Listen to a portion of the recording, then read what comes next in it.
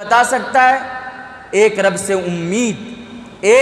امید کہ اللہ عز و جل ہمارا مددگار ہے، ہم اور کسی کو ماننے والے نہیں ہیں۔ ہم جب رب پر امید رکھ رہے ہیں وہ رب ہمارے معاملات کو ضرور آسان فرمائے گا۔ اس رب کو ماننے والے ہیں جس کو نبی کریم صلی اللہ علیہ وسلم نے مانا کہ حجرے میں بیٹھ کر اللہ کے نبی صلی اللہ علیہ وسلم دعائیں کرتے ہیں، غزوہ سامنے ہے، لشکریں سامنی ہیں، اب جنگ ہونا ہے، تب ہونا ہے، اللہ کے نبی سجدے میں گر کر رب العالمین سے دعائیں اور فریاد کر رہے ہوتے ہیں۔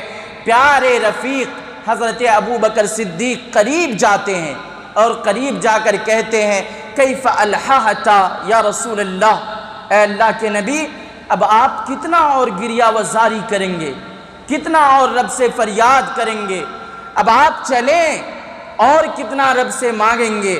آج آنکھوں میں وہ باتیں نہیں ہیں مسلمانوں میں کہ وہ ایک رب سے اپنی فریاد کرنے والا ہے، وہ ایک رب سے مانگنے والا ہے۔ نبی مکرم صلی اللہ علیہ وسلم کو دیکھیے، جن جن مقامات پر رب العالمین سے فریاد کرنے کی ضرورت پڑی اللہ کے نبی صلی اللہ علیہ وسلم نے خود بھی کیا اور ہمیں سکھلایا۔ ایسے حالات جب بھی بنے اپنے رب کی طرف رجوع کرو۔ میں پوچھنا چاہوں گا یونس علیہ السلام کو کس نے مچھلی کے پیٹ سے نجات دے دی؟ کوئی ذات ہے جو انہیں بچا سکتی تھی؟ کوئی ذات ہے جو انہیں وہاں سے نکال سکتی تھی؟ نہیں، قطعی نہیں، لیکن رب العالمین وہ ذات ہے جس نے انہیں وہاں سے بھی بچا لیا۔ وہ بار بار دعائیں کرتے رہے، لا الہ الا انت سبحانک انی کنت من الظالمین، اے اللہ میں پیغمبر معلوم نہیں ہمیں کہ میں نبی ہوں، وہ کہہ رہے ہیں میں ظالم ہوں۔ اور آج 5 وقت کی نماز نہ پڑھنے والی قوم اپنے آپ کو مسلمان سمجھتی ہے، 5 وقت کی نماز نہ ادا کرنے والے افراد اپنے آپ کو مسلمان سمجھتے ہیں۔ غیروں سے توکل، غیروں سے بھروسہ اور غیروں سے امیدیں وابستہ رکھنے والی افراد یا قوم اپنے آپ کو مسلمان تصور کرتی ہیں۔ ذرا سوچئے وہ نبی کو کیا ضرورت پڑی کہ انہوں نے اپنے آپ کو ظالم قرار دیا، عاجز قرار دیا، احقر قرار دیا۔ رب تیرے علاوہ کوئی معبود نہیں ہے، رب میں نے یہ گواہی دی ہے تیرے علاوہ کوئی حقیقی معبود نہیں ہے، اور انی کنت من الظالمین، اے اللہ میں گنہگار ہوں۔ یونس علیہ السلام اپنے رب سے مانگتے ہیں، اور ہمیں مانگنے کی ضرورت پڑے تو ہزاروں در و دیوار ہے، چلو یہاں سے نہیں مل رہا ہے تو یہ صاحب ہیں، یہ والے ہیں، وہ والے ہیں۔ حاضرین کرام، جب بھی مانگنے کی حاجت ہو اپنے رب سے مانگیے۔ سوچئے ذرا ام المومنین عائشہ صدیقہ رضی اللہ تعالی عنہا آسمان سے زمین پر گرا دی جاتی ہیں، اتنا بڑا الزام لگایا جاتا ہے کہ ان کے ساتھ ان کا غلط تعلق ہے صفوان رضی اللہ تعالی عنہ کے ساتھ، ان کے بارے میں غلط افواہیں پھیلا دی جاتی ہے۔ کہاں سے مانگتی ہیں وہ، کس سے فریاد کرتی ہے؟ ان کے شوہر تو خود ہی نبی تھے، کیا انہوں نے کہا اے محمد الرسول اللہ صلی اللہ علیہ وسلم آپ ہی ہماری برات کا اعلان کر دیجئے؟ وہ نہیں کہہ سکتی، ہم کسی ولی سے ضرور کہہ سکتے ہیں، یہ مسلمانوں کا المیہ ہے۔ وہ عائشہ رضی اللہ تعالی عنہا برات کے لیے آنسو بہاتی ہے، رب سے فریاد کرتی ہے، رب سے مایوس نہیں ہوتی ہے، اور رب العالمین ان کے لیے قرآن کریم میں کئی ایک آیات کا نزول کرتا ہے۔ وہ کون سی ذات ہے جو حضرت عائشہ کی برات کا نزول کیا؟ وہ کون سی ذات ہے کہ حضرت ابراہیم علیہ السلام کو بڑھاپے میں اولاد عطا کیا، آگ کی نمرود کی آگ سے حضرت ابراہیم علیہ السلام کو بچا لیا؟ وہ کون سی ذات ہے جب یہ اعلان کرتا ہے فرعون کہ میں تمہارے بچوں کو مار دوں گا اور تمہاری بچیوں کو چھوڑ دوں گا، تمہیں ستاؤں گا، اور مختلف امور کے تحت اس اقوام پر باتیں تھوپی جاتی ہے۔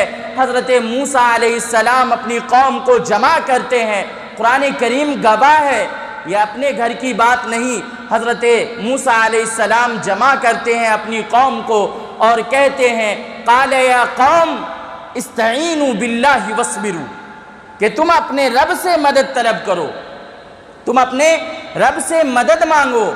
قال یا قوم، کہ اپنے قوم سے حضرت موسیٰ علیہ السلام کہتے ہیں لقومہ استعینوا باللہ وصبروا، کہ تم لوگ اپنے رب سے مدد طلب کرو۔ اس فرعون سے نجات پانا چاہتے ہو، اس فرعون سے تمہیں نجات چاہیے تو تم اپنے رب سے مدد طلب کرو۔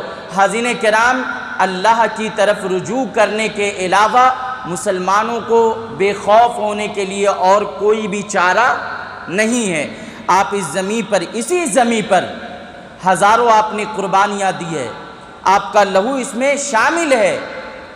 کالا پانی کتاب ہے، صفحہ نمبر 68، جعفر تھانیسری اور یحییٰ صادق پوری کی اس پیج میں لہو ٹپک رہا ہے، کوئی ماننے کو تیار نہیں ہے۔ منوانے کا ایک ہی اصول ہے اور وہ ہے رجوع اللہ۔ استعینوا باللہ وصبروا، اپنے رب سے مدد طلب کرو اور جمے رہو، ڈٹے رہو، وصبروا، اور صبر کرو۔ وہ کتنا ظلم کر پاتے ہیں کرنے دو، وہ کتنا ہمیں ستا پاتے ہیں ستانے دو۔ ہم نے کبھی بھی ظلم کے خلاف اور کبھی بھی عدوان اور سرکشی کے خلاف ہم نے کبھی سرنڈر نہیں کیا۔ ہم طارق بن زیاد کے سپوت ہیں، ہم عمر بن خطاب کے سپوت ہیں، جنہوں نے 22 لاکھ مربع فیل میں اپنے اسلام کے جھنڈے کو لہرا دیا۔ کسی بھی عدوان اور سرکشی کرنے والے بادشاہ کے سامنے وہ سرنڈر نہیں ہوئے۔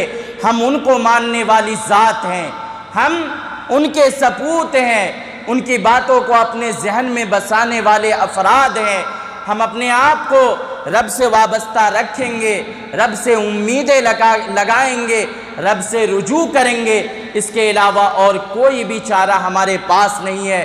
حاضرین کرام، زیادہ میں اپنی بات کو طول نہیں دینا چاہتا، میں آپ کو بتلانا یہ چاہتا ہوں، نہ قرآن میں مایوسی کی کوئی جگہ ہے اور نہ حدیث میں مایوسی کی کوئی جگہ ہے، لیکن ایک سوال پیدا ہوتا ہے کہ وہ کون سے اسباب ہیں یا کون سی بات ہے جو مسلمانوں کو مایوس بناتی ہے۔ ایک پوائنٹ یہ اور ایک پوائنٹ علاج دیکھتے ہیں اور بات اپنی ختم کرتے ہیں۔ سب سے بڑا سبب اور واحد سبب لا علم ہونا ہے، جہالت کا عام ہونا ہے۔ ہم نے رب کے بارے میں یہ جانا نہیں ہے کہ رب قہار ہے، رب جبار ہے، رب غفار ہے۔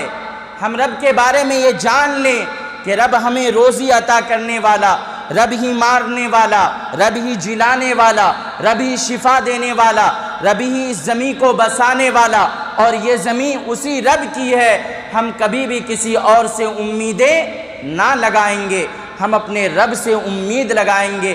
تو آپ علم حاصل کیجئے، دینی علم کو اپنی زندگی بنائیے۔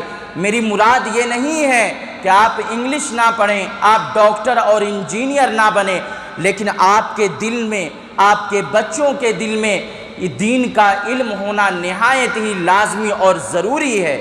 میں نے غزوہ بدر کا ایک واقعہ سنایا، آپ اسی واقعے میں دیکھیے، 2 بچہ بیچ رن سے دوڑا ہوا آتا ہے، بیچ میدان سے دوڑا ہوا آتا ہے، اور عبد الرحمن بن عوف کے پاس آ کر ان کا ہاتھ پکڑ کے پوچھتا ہے، انکل ذرا ہمیں آپ بتلاؤ نا، وہ کون سا آدمی ہے جو میرے نبی کو گالی دیتا ہے؟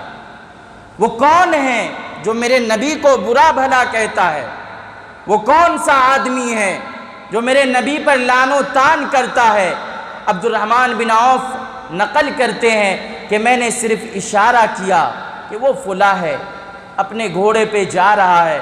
وہ دونوں بچے لپک پڑتے ہیں اور اسے گھوڑے سے نیچے اتار کر، نیچے گرا کر ان کا سر، ان کے سر کو ان کے تن سے، بدن سے الگ کر دیتے ہیں۔ حاضرین کرام، وہ کون سی باتیں تھی؟ اے سے زیڈ تک کا علم ان کے پاس نہ تھا، وہ جان رہے تھے کہ نبی کا کیا مقام ہے۔ وہ دونوں بچوں کو یہ علم تھا کہ میرے نبی کو گالی دینے والا، میرے نبی کو برا بھلا کہنے والا، وہ صحیح معنوں میں اسلام کا پیرو نہیں یا اسلام کو ماننے والا نہیں، اور کوئی بھی بات نہیں۔ تو بڑے انگریزی اور ونگریزی پڑھنے والا بچہ نہ تھا، لیکن ان کے دل میں اسلام کی پیروی تھی، اسلام کی باتیں تھی۔ عبداللہ بن عباس رضی اللہ تعالی عنہ کی ایک بڑی پیاری روایت ہے، اسی ممبر رسول پہ مدینہ کے اندر اللہ کے نبی کھڑے ہوتے ہیں، خطبہ دے رہے ہوتے ہیں۔ خطبے کے درمیان میں اللہ کے نبی کہتے ہیں اے لوگو بیٹھ جاؤ، اے لوگو آپ اپنی اپنی جگہ بیٹھو۔ عبداللہ بن عباس وہیں چپل اتارنے کی جگہ بیٹھ جاتے ہیں۔ کبھی آپ نے غور کیا عبداللہ بن عباس سے اللہ کے نبی سوال کرتے ہیں، پوچھتے ہیں کہ میں نے آپ کو نہیں کہا بیٹھنے، آپ وہیں کیوں بیٹھ گئے؟ عبداللہ بن عباس کہتے ہیں اللہ کے نبی صلی اللہ علیہ وسلم میں نے آپ کا حکم سنا اور میں نے حکم کی اطاعت کی۔ وہ چپل کی جگہ پہ بیٹھ گئے، اور ہم ہیں قالینیں بچھی ہوئی آرام سے پھر بھی سجدہ نہیں کرنا چاہتے۔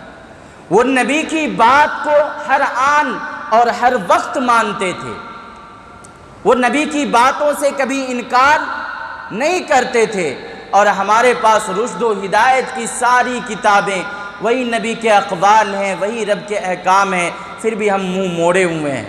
حاضرین کرام، 2 بچے کے اندر اسلام کی تعلیمات وہ جان رہے تھے کہ اللہ کے نبی کا کیا مقام ہے صلی اللہ علیہ وسلم۔